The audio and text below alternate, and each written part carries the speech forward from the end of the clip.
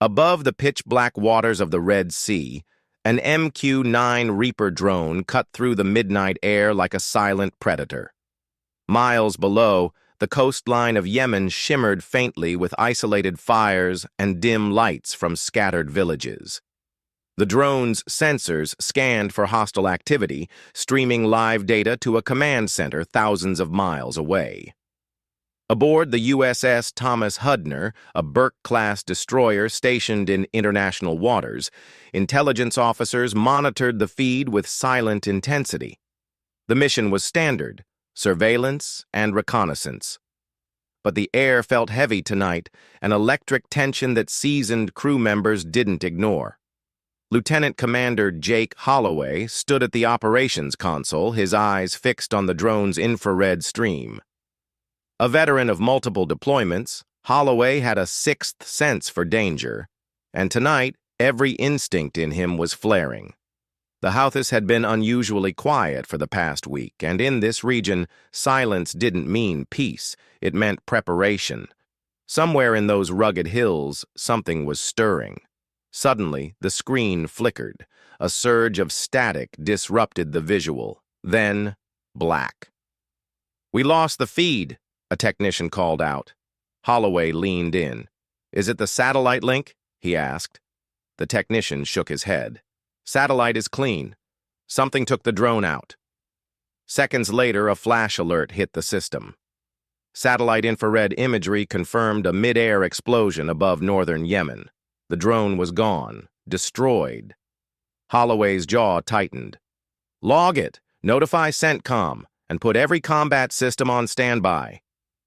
As he barked the order, his mind raced ahead. This wasn't just another technical malfunction. This was deliberate, targeted, a message. Within hours, confirmation arrived. The Reaper had been brought down by a surface-to-air missile fired from rebel-controlled territory. The Houthis had struck again, but this time they hadn't hit a soft target. They had taken out a U.S. military asset operating in international airspace, a direct provocation. News broke globally within the hour. The Pentagon issued a measured but stern statement, calling the act a reckless escalation. The Houthis, on the other hand, celebrated. Grainy footage surfaced online showing what they claimed were the final moments of the drone's flight, followed by cheering fighters standing near a wreckage-strewn hillside. Crowds in Sana'a waved flags and chanted defiance, their voices broadcast across sympathetic networks in the region. In Washington, the White House Situation Room filled with voices of concern and resolve. National Security Advisor Melissa Crane summarized the stakes in blunt terms.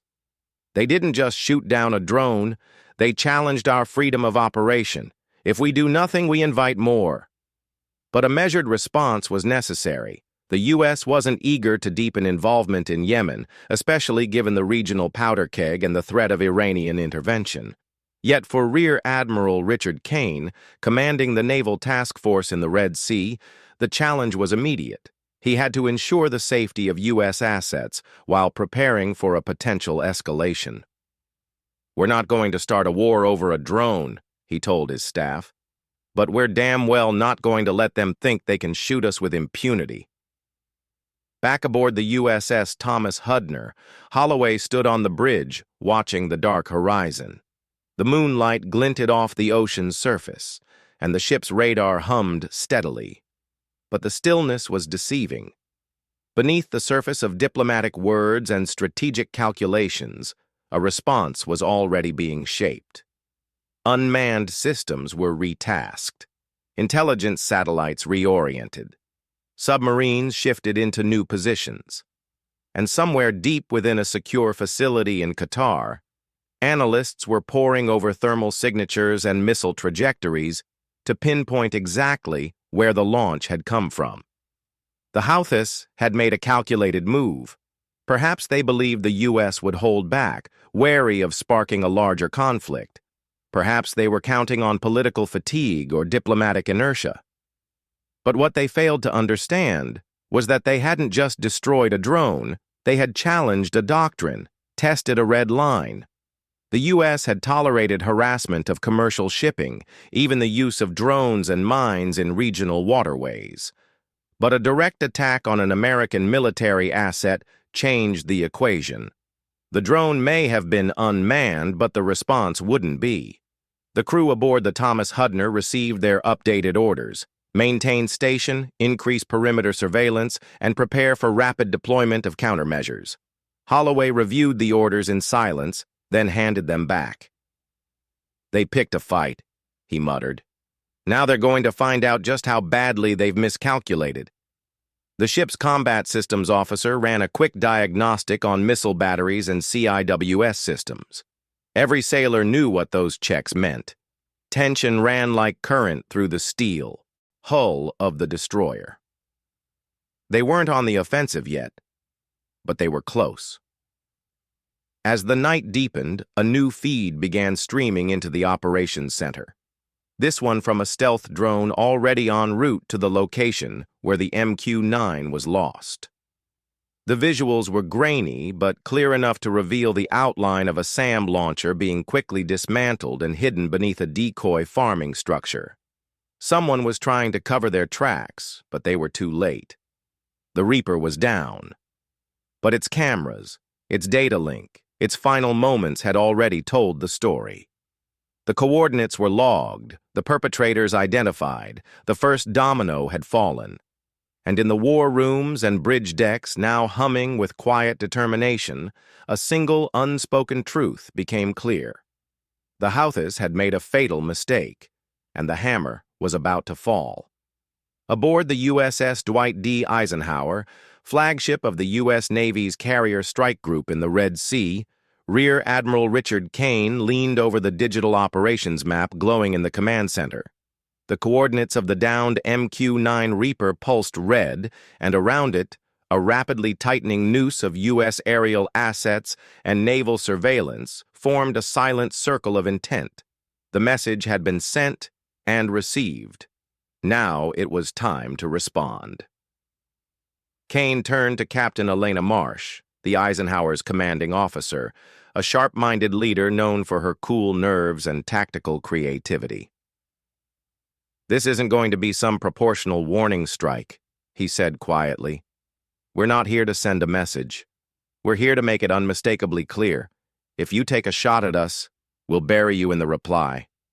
Captain Marsh nodded, already pulling up the latest imagery from their fleet of Triton drones, which had begun combing through the terrain near Sada, the Houthi stronghold. The launch point had been triangulated with precision. A camouflaged mobile missile battery parked in a ravine and guarded by a network of lookouts and armed militia. The unit had moved, but not far, and not fast enough. 3 Tomahawk missiles had been programmed for launch. One would target the missile launcher's last confirmed position, the second aimed at the logistics truck spotted nearby. The third was reserved for the communications relay hub hidden beneath a weather-worn mosque, long suspected of being used for encrypted transmissions. Rules of engagement were strict, but the time for restraint had passed. Meanwhile, in a joint operations center in Bahrain, intelligence analysts monitored Houthi radio chatter and encrypted channels. Intercepts revealed growing anxiety within the ranks. They knew the U.S. would retaliate, but had underestimated how fast, or how far. In the Eisenhower's flight deck control tower, the rumble of afterburners echoed through the hull as 2 FA-18 Super Hornets lifted off into the night. Their destination: overhead reconnaissance to confirm target activity before the strike. Inside the cockpit of the lead jet, Lieutenant Commander Aaron Vega checked his HUD, feeling the familiar focus settle in. He had flown countless missions in this theater, but tonight felt different. This wasn't deterrence anymore. This was retribution. Back in Sana'a, Houthi leadership watched Western news outlets and scoured their encrypted channels, waiting. They had struck the Reaper with pride, believing it a symbolic blow, but they had grossly misjudged the U.S. appetite for patience. And their anti-air defenses were now insufficient, scattered and disorganized, still relocating under the false assumption that a conventional strike would take at least 2 days to authorize. But the authorization had already been given. As the Eisenhower Strike Group's Combat Information Center counted down, the Tomahawk cruise missiles arced from the decks of two destroyers, USS Gravely and USS Mason. Sleek, low, and deadly, they disappeared into the night, hugging terrain and riding data-fed guidance straight to the heart of the launch site. On the ground, Houthi fighters scrambled. One lookout spotted the incoming streaks far too late. The missile launcher and its crew vanished in a thunderous bloom of fire and shattered rock. The logistics truck, already trying to flee, was shredded a moment later. And the final Tomahawk struck with surgical precision, demolishing the communications hub and collapsing the underground relay system beneath it. But the strikes weren't the end. They were the beginning. With the immediate threat neutralized, the next wave of action focused on dismantling the broader command infrastructure. Precision drone strikes targeted supply caches, fuel depots, and road convoys ferrying weapons north from the coast. Every operation was calibrated to avoid civilian areas, but make no mistake, the blows were brutal, designed to cripple not just capabilities, but confidence. Admiral Kane stood at the bridge's edge, listening to the after-action reports roll in. "Minimal collateral. Confirmed kills. Command node disrupted," the operator read out. The Admiral allowed himself a rare moment of grim satisfaction. "That'll rattle them," he said. Yet amid the military efficiency, something deeper stirred within the crews deployed across the fleet.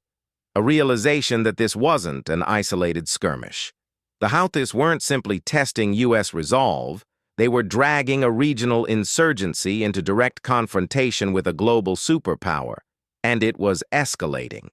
Signals intelligence detected fresh mobilization efforts in Houthi-held areas.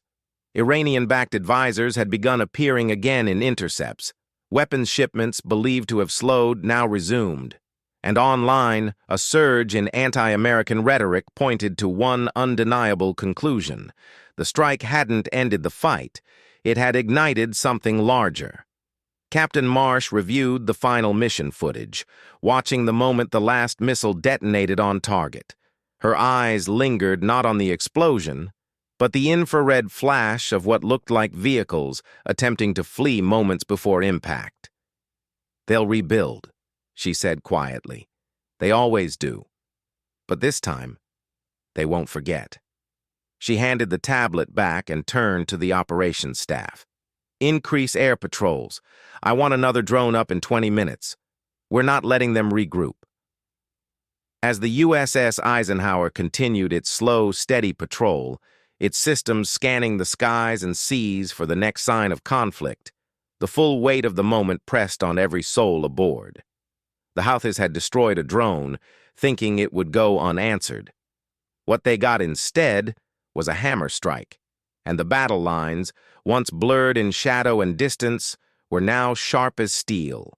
The air over the Red Sea held no more illusions, only tension, only resolve.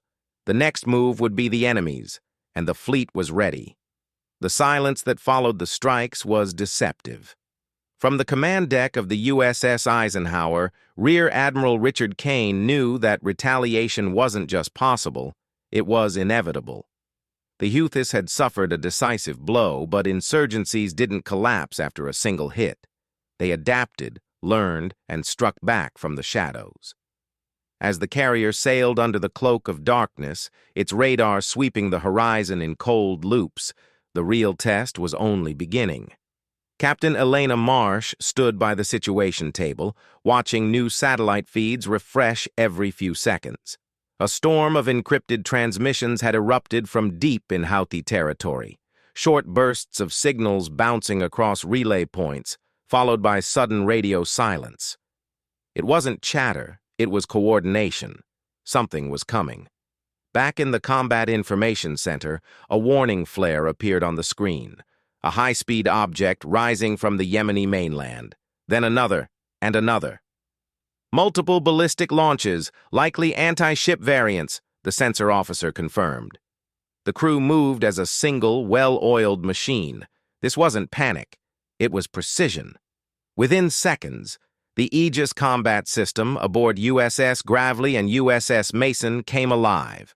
Surface-to-air missiles were primed, their targeting software locking onto the rapidly approaching threats. Each crew member knew their role intimately. There was no room for hesitation, only execution. In the sky, the incoming missiles arced like fire-born predators, cutting through clouds and defying detection until they broke the upper atmosphere. But the U.S. fleet wasn't caught off guard. SM-2 interceptors launched in succession, their boosters lighting the night with brief, brilliant flames. Mid-air collisions followed, violent, radiant bursts that disintegrated the enemy threats before they neared the strike group. But one slipped through the net. Aboard the Eisenhower, alarms screamed as the last projectile dove toward the ocean near the carrier's port side. Marsh gripped the railing as the ship veered at full speed, executing a maneuver rarely seen for a vessel its size. The missile detonated hundreds of meters away, close enough to send a shudder through the steel, but not close enough to breach the hull. Still, it was a message. Admiral Kane remained still, unblinking. That was a warning shot.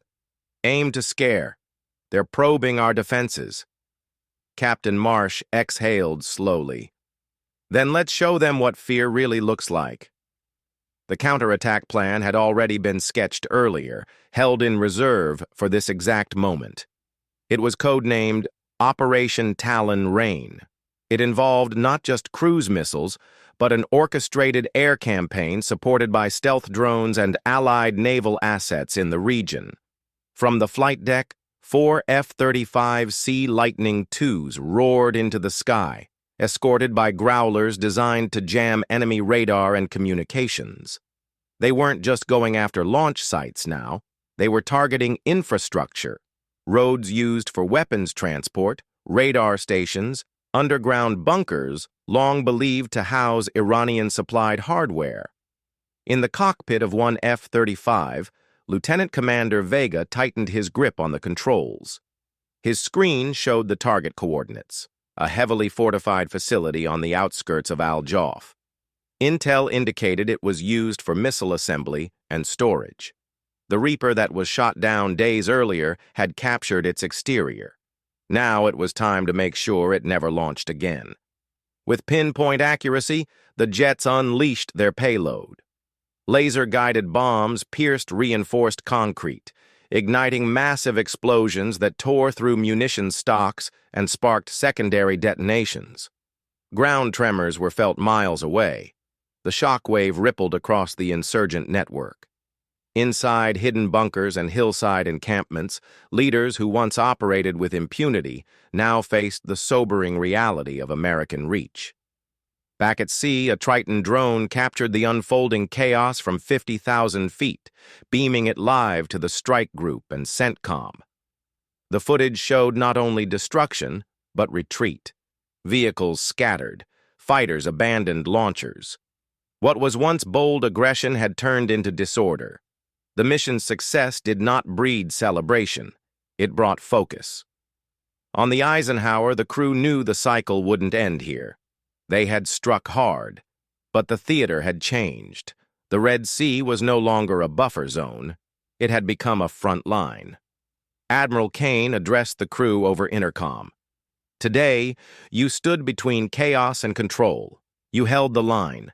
And you reminded the world that aggression will never be met with weakness. Stay sharp, stay ready, because this isn't over.